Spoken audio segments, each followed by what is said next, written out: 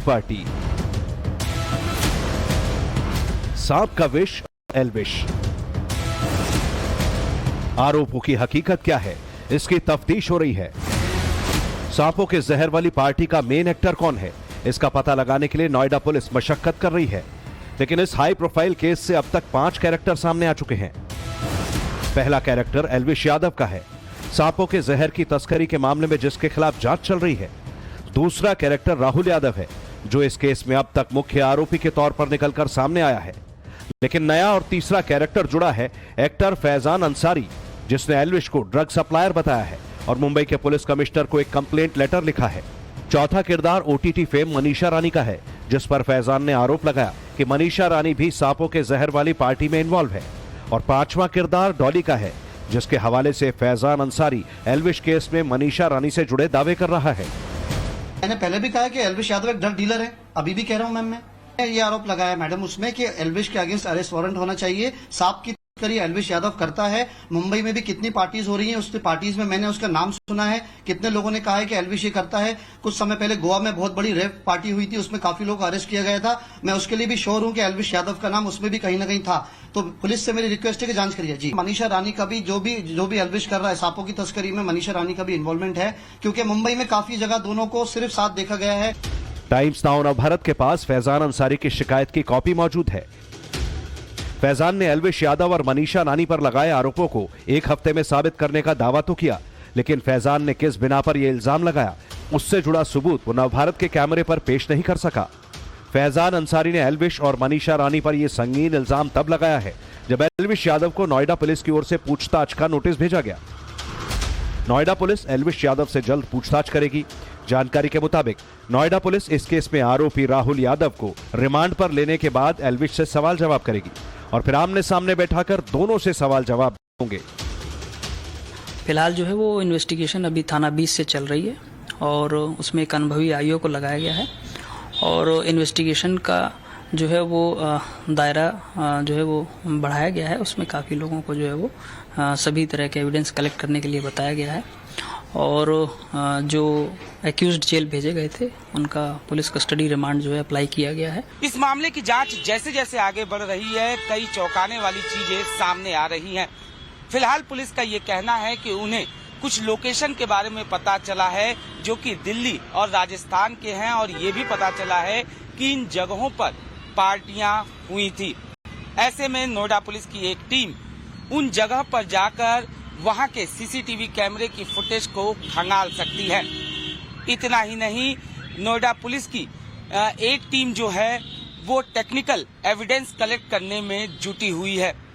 जाहिर तौर पर नोएडा पुलिस का ये मानना है कि अगर ऐसी पार्टियां हुई और वहां पर सांपों के जहर का इस्तेमाल नशे के तौर पर किया गया तो निश्चित तौर पर उसमें कोई केमिकल जो है वो मिलाया गया होगा। हालांकि इस बात को लेकर अभी जांच की जा रही है। सोशल मीडिया का सुपरस्टार एल्विश यादव, जो कल तक मीडिया में बिग बॉस जीतने के बाद छाया हुआ था, आज वही एल्विश यादव बदनामी की राह पर है, क्योंकि उसका नाम जिस सिंडिकेट में सामने आया वो सिंडिकेट देश के यूथ की नसों में जहर भरने का काम करता है। इस केस और एल्विश से जुड़े लेटेस्ट अपडेट आपको दिखाएंगे। उससे पहले एल्विश और मनीषा रानी पर सनसनीखेज आरोप लगाने वाले फैजान अंसारी का कैरेक्टर क्या है, ये जान लेते हैं। फैजान अंसारी पेशे से एक्टर और मॉडल है। ये सोशल मीडिया इन्फ्लुएंसर भी है। रियलिटी शो डेटबाजी से फेमस हुए। हालांकि फैजान बी टाउन के लोगों से जुड़े विवादित बयानों के लिए काफी कंट्रोवर्सी में भी रह चुके हैं। हिजाब विवाद में फैजान गिरफ्तार भी हो चुके हैं। लेकिन विवादों से भरे प्रोफाइल वाले फैजान अंसारी ने अब एल्विश यादव और मनीषा रानी को टारगेट किया है। दोनों पर जहर के कारोबार में शामिल होने का आरोप लगाया है।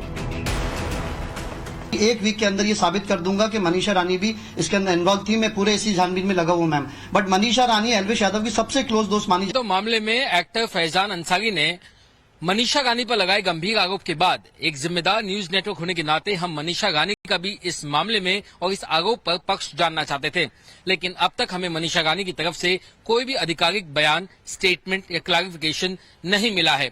इस बारे में हमने मनीषा गानी का टैलेंट मैनेजमेंट करने वाली कंपनी से भी कांटेक्ट किया और उनसे गुजारिश की कि हम इस बारे में मनीषा गांधी का इंटरव्यू करना चाहते हैं, जिस पर उन्होंने हमें बताया कि वो इस बारे में मनीषा से बात करेंगे। उसके बाद वो हमें बताएंगे कि आखिर इंटरव्यू इसमें मुमकिन है या नहीं, अगर है तो कब। इतना ही नहीं, इसके अलावा हमने मनीषा गांधी को उनके इंस्टाग्राम पर एक मैसेज भेजकर भी उनके पक्ष जानने की कोशिश की। आप ये देख सकते हैं, ये मनीषा गांधी का वेरीफाइड एक सोशल मीडिया हैंडल है और उस पर हमने ये मैसेज किया है कि टाइम्स नाउ नवभारत जो है वो आपसे आपका पक्ष जानना चाहता है। जो गंभीर आरोप आपके ऊपर लगाए गए हैं, उन आरोपों पर आपकी क्या सफाई है, आप इन आरोपों पर क्या कहना चाहते हैं। आप हमें ईमेल के जरिए या मोबाइल के जरिए आप जो है हमें अपना पक्ष बता सकती हैं और एक जिम्मेदार नेटवर्क होने के नाते हम इस कहानी में आपका भी पक्ष जोड़ना चाहते हैं। लेकिन अब तक हमें मनीषा गांधी की तरफ से कोई प्रतिक्रिया नहीं मिल पाई है। जहरीली पार्टी में एल्विश यादव के साथ मनीषा रानी का नाम जोड़ा जा रहा है, लेकिन फैजान अंसारी ने मनीषा को घेरने के लिए उनकी दोस्त जिस डीजे डॉली के नाम का जिक्र किया, उस पांचवें किरदार डॉली को भी जान लेते हैं। डीजे डॉली सिन्हा मनीषा रानी की पुरानी दोस्त है। अपने इंस्टाग्राम प्रोफाइल में वो खुद को डीजे बताती हैं। डॉली मनीषा पर पहले भी इल्जाम लगा चुकी हैं। फैजान के आरोपों पर एल्विश या मनीषा को लेकर डॉली का बयान तो अब तक सामने नहीं आया, लेकिन फिलहाल एल्विश के खिलाफ इल्जामों की फहरिस्त बढ़ती जा रही है। एल्विश के खिलाफ शिकायत दर्ज कराने वाले गौरव गुप्ता दिल्ली हाईकोर्ट पहुंच गए हैं।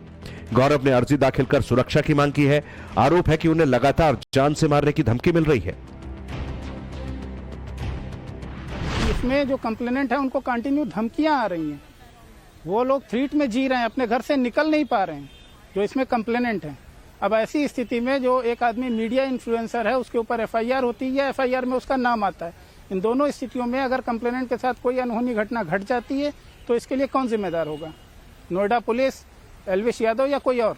धमकियां आ रही हैं कि आपने गलत किया है, आपके साथ सही नहीं होगा। और इसके अलावा जब वो घर से निकलते हैं, लोग उनको स्टेयर करते हैं, उनको घूरते हैं, उनके पीछे चलते हैं। तो अब इससे ज्यादा किसी की जान को क्या खतरा होगा? एल्विश पर लगे हर आरोप की जांच के लिए उनको नोएडा बुलाकर पूछताछ की जाएगी। हालांकि ये पूछताछ कब होगी ये फिलहाल साफ नहीं है, लेकिन पुलिस के अफसरों का कहना है कि अब तक की जांच में इस बात के इनपुट मिले हैं कि दिल्ली, हरियाणा और राजस्थान में रेव पार्टी हुई थी, लेकिन यहां सांपों का जहर सप्लाई किया गया था या नहीं, इसकी जांच की जा रही है। फिलहाल पुलिस इस केस में गिरफ्तार 5 आरोपियों की कॉल रिकॉर्ड खंगाल रही है, जिससे साफ हो जाएगा कि आरोपियों की एल्विश से बात होती थी या नहीं, या फिर एल्विश और राहुल यादव के बीच कोई कनेक्शन है या नहीं। सांपों के जहर की तस्करी के रैकेट का खुलासा होने के बाद एंटी नार्कोटिक सेल के भी कान खड़े हो गए हैं। आरोप ये भी लग रहे हैं कि एल्विश ने अपने साथियों के साथ मिलकर मायानगरी मुंबई में बॉलीवुड के सितारों के लिए अपनी जहरीली पार्टी के ट्रेंड को इंट्रोड्यूस किया हो।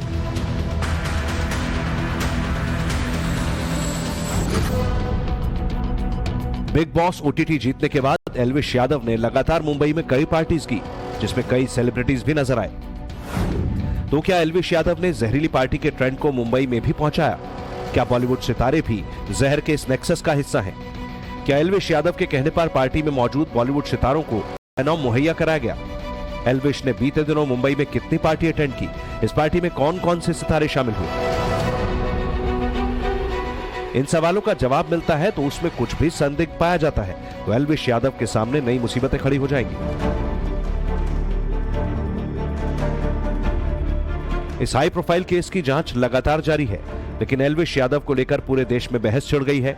एक तरफ वो लोग हैं जो एल्विश यादव के समर्थन में खड़े हैं, तो दूसरी तरफ वो लोग हैं जो एल्विश यादव को टारगेट कर रहे हैं। वहीं एल्विश लगातार अपनी सफाई में कह रहा है कि उसका इस केस से कोई लेना देना नहीं है।